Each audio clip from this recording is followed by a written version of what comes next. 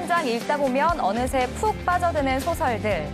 소설은 시대를 반영하고 풍자와 해악으로 공감을 불러일으키기도 하는데요. 전북에는 이런 소설의 배경이 되는 곳들이 많습니다. 최명희 작가의 작품인 혼불과 또 채만식 작가의 탕류가 탄생했다는 문학말 이야기를 담아봤습니다. 전북을 배경으로 탄생한 소설들이 있다. 옛 시절 전북의 모습을 담아내고 시대 정신을 펼쳤던 작가들. 그들의 발자취를 따라 문학기행을 떠나보자. 전라북도 남원시에 위치한 혼불 문학관. 작가 최명희의 소설 혼불의 제목을 따서 붙인 이름인데 남원은 이 소설의 중심 무대다. 2004년 작가의 혼불 정신을 기리기 위해 문을 연 혼불 문학관. 혼불은 집필 기간만 17년에 달하는 대하 소설이다. 이곳은 혼불 문학관입니다. 이 혼불 소설은 최명희 선생이 쓰셨는데 이곳에서 이 혼불 소설의 주 배경지가 바로 이곳이고 대하 소설 혼불에 매료된 사람들의 발길이 이어지고 있는데 혼불은 암울했던 1930년대 조선을 배경으로 담아냈다. 혼불의 주 무대가 된 곳이 바로 남원. 또한 이곳은 소설의 주인공인 청한 부인의 생가가 있는 곳이기도 하다. 이 혼불 소설 5부작 10권이 원고지 매수로 오면 약 12,000매가 됩니다. 그런데 그 12,000매의 소설을 지금 저 손에 들고 있는 만년필 이것으로 꼭 고집으로 쓰셨다고 합니다.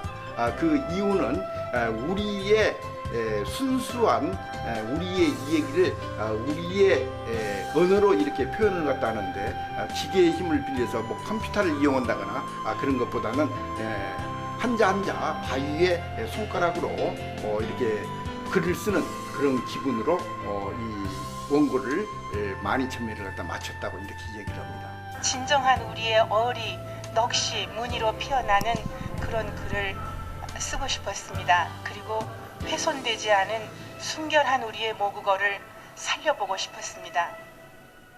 모든 어휘를 사전을 보며 검수하고 꼼꼼한 취재를 하며 작성했던 최명희 선생.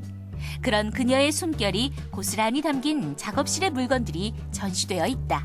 최명희 선생의 집필실을 축소시켜서 이렇게 만들어 놓은 겁니다. 이 혼불을 쓰실 때 그 아파트 내에서 쓰시던 집기들, 뭐 시계라든지 이 소파라든지 또 저 장롱이라든지 책상 이런 것들을 갖다가 거기에 있던 것을 이대로 옮겨서 여기에 전시해 놓은 것입니다. 또한 소설 속 명장면을 축소해 모형으로 만들어 제작해 놨는데 어둡고 억눌린 시대를 살아온 일반 사람들의 꺼진 혼불을 느낄 수 있다. 해설사가 설명하는 소설 속 이야기와 최명희 선생의 이야기가 곁들여지니 이곳을 찾은 사람들의 감동의 깊이는 더욱 배가 되고 그래서 여기 보시면 이제 그날 저녁에는 전라북도 내지는 우리나라의 서사시의 대작이신 혼불 이렇게 배경을 직접 듣고 또 이렇게 직접 이렇게 해설해 주시니까 너무나 정말 실감나게 들고 제가 몰랐던 이 부분을 좀 가슴 깊이 느꼈던 것 같아요. 한국의 세시 풍속과 우리말의 아름다움을 극대화한 작품 혼불. 소설 혼불이 사람들의 기억 속에 오래 남길 바라본다. 두 번째 작가의 발자취를 찾아 떠난 곳은 전북 군산. 작가 채만식 선생을 기리기 위해 금강변에 세워진 채만식 문학관. 정박한 배의 모양이다. 1902년 군산시 인피면에서 출생한 작가 채만식. 이곳은 약 160평 규모의 전시실로 채만식 선생의 모든 것이 담겨 있다. 아름다운 정원을 품고 있는 금강은 채만식 선생에게도 아주 의미 있는 장소란다. 저희 문학관은 선생님의 가장 대표적인 소설 탕류의 첫머리 금강이 나옵니다. 그래서 바로 옆에 금강에 떠 있는 배 모양으로 건물이 설계가 되었고요. 또 그 건물 안에 선생님의 작품 소개와 또 양력 소개, 여러 가지 선생님의 유품이 잘 정리가 되어 있습니다. 식민지 상황의 하층민의 몰락과 광복 후의 혼란상을 담아낸 그의 작품들. 투철한 사회의식을 갖고 타락한 세태를 풍자적으로 그려냈다. 이곳에선 그런 최만식 선생의 삶의 여정을 고스란히 느낄 수 있다. 최만식 선생님은 우리 군산에서 출생하셨고요. 선생님의 가장 그 대표적인 탕류라는 소설이 군산을 배경으로 한 소설입니다. 소설책 탕류도 전시되어 있는데 탕류는 과연 어떤 의미일까? 1930년대에 군산의 비극적인 그런 현실을 그대로 탕류라는 소설로 우리에게 남겨주셨습니다. 그래서 탕류라는 소설을 읽어보면 군산은 이 시대에 이런 삶이었구나라고 알 수가 있고요. 군산은 한국 근대사의 아픈 기억을 담고 있다. 개항과 수탈, 근대와 소외 등 이질적인 모습이 동시대에 나타난 것이다. 탕류 속에 나온 이 건물은 고태수가 근무했던 은행으로 등장을 합니다. 은행원으로 근무하던 고태수가 돈을 많이 빼돌려서 도박에 탕진했다라는 이제 그런 내용이 있고요. 자, 이쪽에는 이 사진은 바로 미두장인데요. 도박장으로 알려져 있습니다. 주인공 그 정주사가 바로 이 미두로 재산을 다 날립니다. 그래서 이 미두를 통해서 일본인들은 농지를 다 우리에게서 뺏어갔습니다. 부조리로 얽힌 1930년대 시대상을 풍자와 냉소로 그려낸 소설 탕류. 그 외에도 다양한 집필 활동을 했다.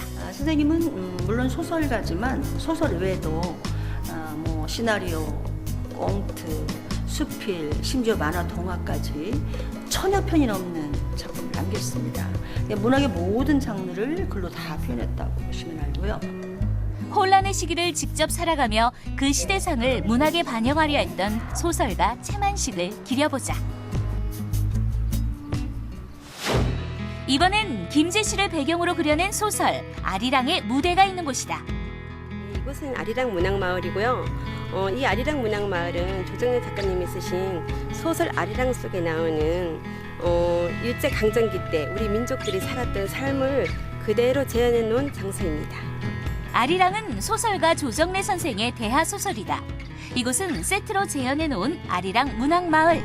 일본 사람들이 우리나라에 와서 쌀을 가져가기 위해서 이런 정미소를 만들어 놓고 그렇게 했던 곳이에요. 자, 한번. 소설은 우리 민족이 일제에게 수탈당하고 저항하는 과정, 그걸 통해 토착 자본이 무너지는 모습을 담고 있다. 자, 이곳은 우리나라에서 유일하게 지평선을 볼 수 있는 곳이에요. 그러면 지평선을 볼 수 있다는 것은 넓은 들이 있다는 것이잖아요. 넓은 돌이 있다는 것은 그만큼 곡창지대라는 뜻이잖아요. 일제강점기 때 우리 김제는 넓은 들이 있어서 가장 먼저 시작해서 가장 마지막까지 수탈과 억압을 당한 곳이 바로 이곳 김제입니다. 김제 지역의 소박한 농민들이 소설 속 주인공인데 내촌마을과 외리마을은 소설 아리랑이 탄생한 배경이다. 제가 서 있는 이곳은 전라북도 김제시 죽산면 홍살리 내촌 외리 마을인데요. 소설 아리랑 속에 나오는 감골댁이 살았던 곳이 바로 이곳 외리 마을입니다. 가난 속에서도 가족을 지키고 독립에 대한 염원을 버리지 않는 어머니의 숭고함을 보여준 감골댁. 그 시대에 그 우리 민족들이 살았던 그 가재 도구, 생활 도구들이 이렇게 전시해놓고 저 요강 같은 것도 그대로 이렇게 전시를 해놨고요. 8.15 광복을 맞기까지 우리 민족의 광복을 향한 투쟁적인 모습도 이곳에서 느낄 수 있다. 소설 아리랑은 소설이긴 하지만 그 시대에 살았던 사람 실존 인물들도 등장을 합니다. 안중근 의사가 이토 히로부미를 저격했던 하얼빈역이 나오는데요. 이곳에 오시면 그 당시에 하얼빈역의 60% 규모로 축소해 놓은 하얼빈역을 보실 수가 있고요. 독립의 염원을 상징적으로 보여주는 하얼빈역도 재현되어 있다. 이분은 안중근 의사이시고요. 안중근 의사한테 총을 맞은 이 사람은 이토 히로부미입니다. 안중근 의사가 총을 5발을 쐈다는 일화가 있는데요. 그건 안중근 의사가 이토의 얼굴을 모르기 때문에 이토한테 3방을 쏘고 그 옆에 있는 2사람한테 2방을 쏴서 5방을 쐈다는 일화가 있습니다.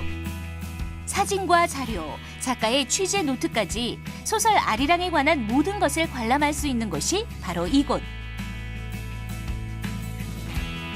조정래 작가님은 일제강점기 때 우리 민족들의 삶을 소설 속에다 담기 위해서 지구의 세 바퀴 반대는 거리를 4년 8개월 동안 물어 다니면서 그 시대에 살았던 사람들의 증언을 토대로 해서 소설을 마무리쳤다고 합니다.